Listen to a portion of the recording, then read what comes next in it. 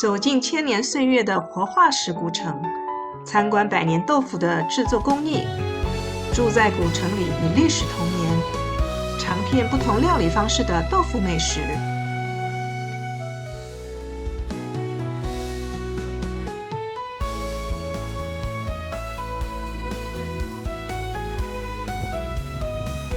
石屏豆腐如何能传承400多年，到如今创立博物馆，还能成为国家质检总局地理标志产品保护呢？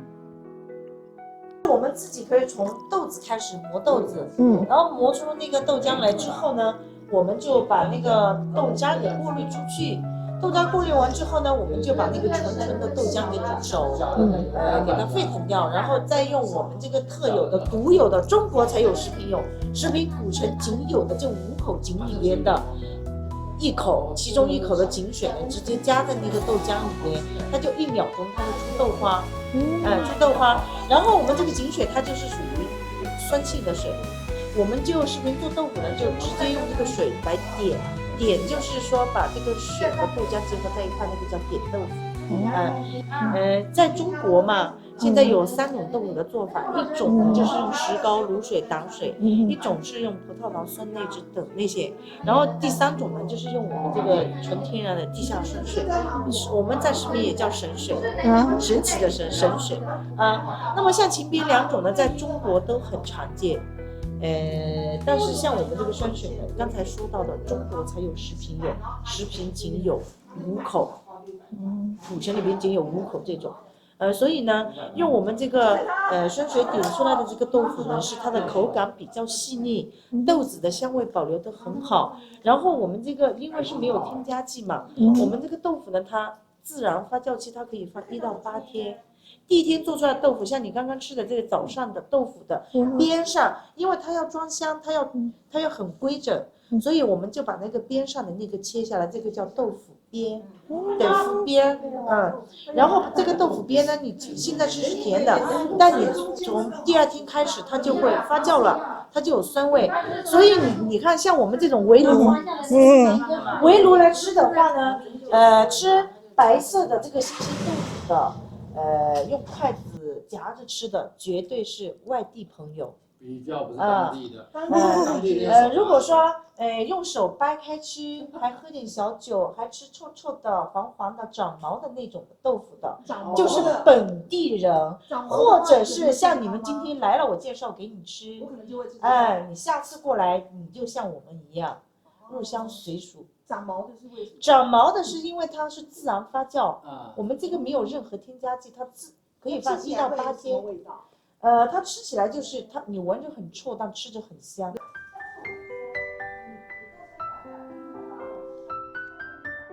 如果想体验石屏豆腐 DIY 手作，最好能提前预约，以便馆方准备材料。可惜我们来时匆忙，已错过了预约时间。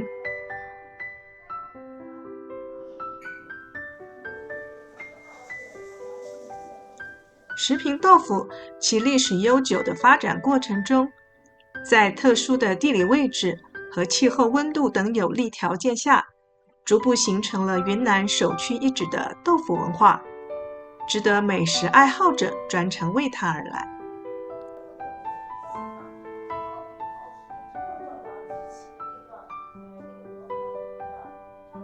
我们就住在花鸟古玩市集里啦。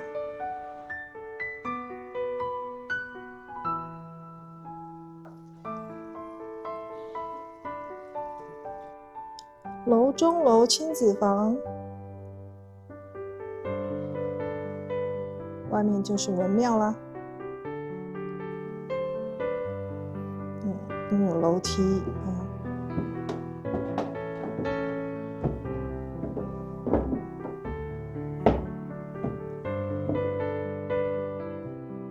楼下的房间。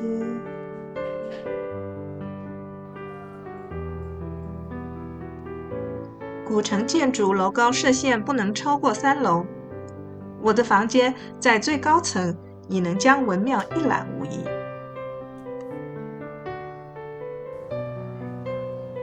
文庙。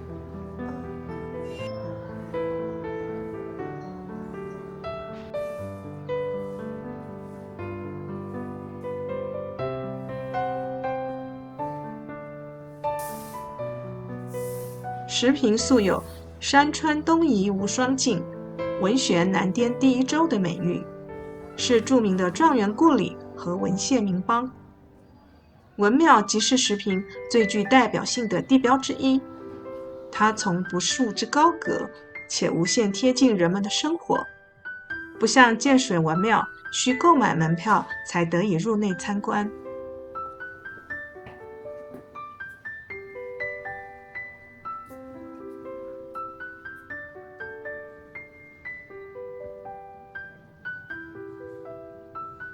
石屏文庙始建于元代至正年间，历经多次修缮，仍保存完好。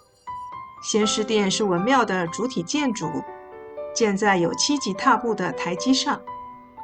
此外，现存建筑还有如兴门、泮池、大成殿、尊经阁等等，是明清2代石屏科甲鼎盛，涌现出了进士66人、举人486人，文化昌明的历史见证。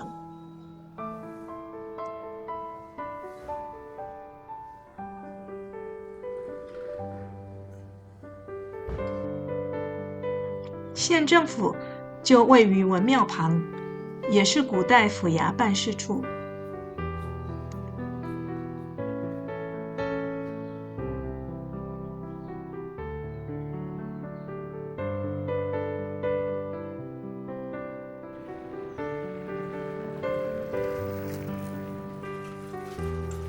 石屏是一座年岁1200余年的古城，有着源远流长的历史和深厚的文化底蕴。想要了解石屏的风俗人文，走进博物馆绝对收获满满。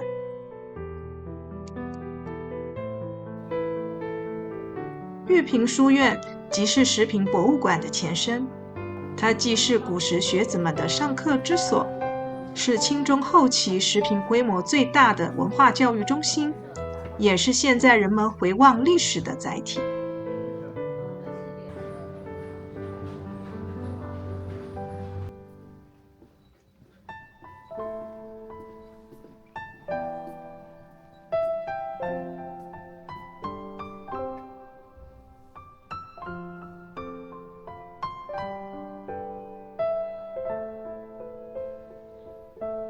玉屏是坐北朝南的4进书院，由大门、二门、牌坊、讲堂、学舍等组成。牌坊正门有一竖匾上书“龙门”2字，意在鼓励学子奋发向上、刻苦钻研，胸怀渊博的学士走出书院，中举登科，名扬万里。跨过龙门，寓意学子学业步步高升。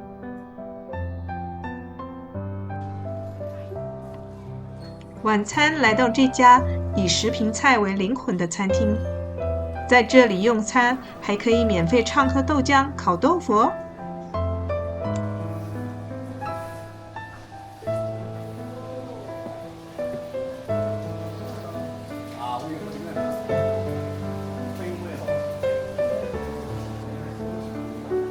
餐厅整体环境设计充满中式美学，各项菜品皆有模型提供食客参考，价格食材明码标示清晰，喜欢哪道选择竹签拿到前台即可点菜。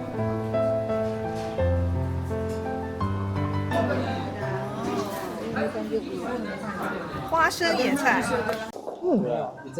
好吃哎，我觉得好吃。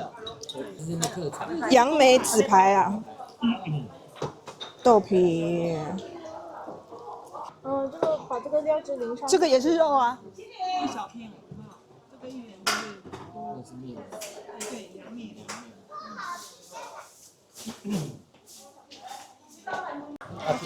你看这边的菜都是相对来说还是比较养生的，对，比较健康的。我觉得它很好喝。树菇炒五花肉，这个看看哈，因为它这个很特别，不知道你们这个茴香青稞饼哦。它这个可能会有点小辣，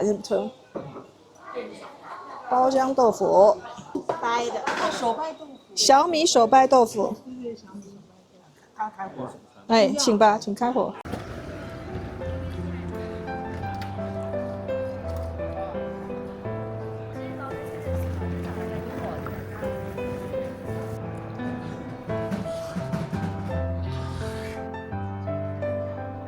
完充满石屏特色的美味料理后，在逛逛古城正好消消食，也抓紧短暂的时刻，好好欣赏日夜交替之间的古城风韵。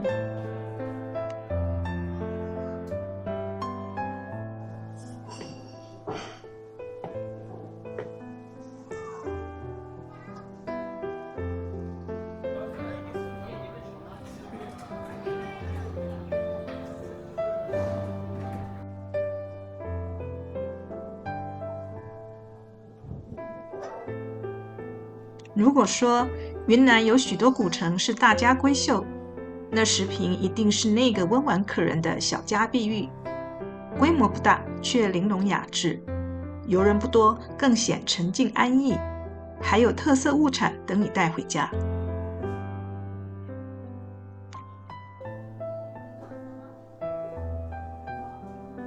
喜欢吃的腐竹，买一包带回家。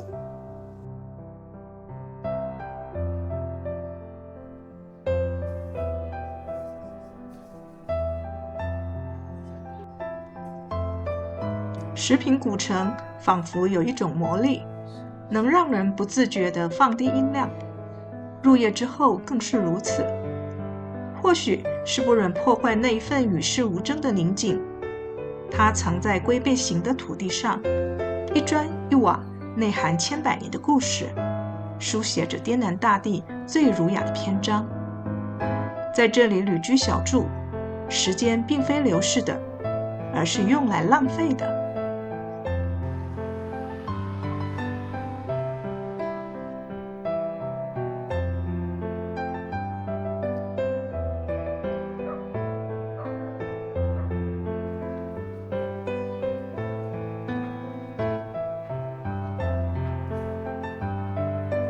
夜色温柔，青石板路被灯光染上暖黄色，晚风徐来，上游山水文墨别有一番韵味。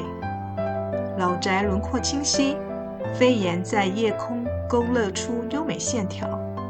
一路漫步回到民宿，轻轻说声晚安石屏，期待下次我们再相逢。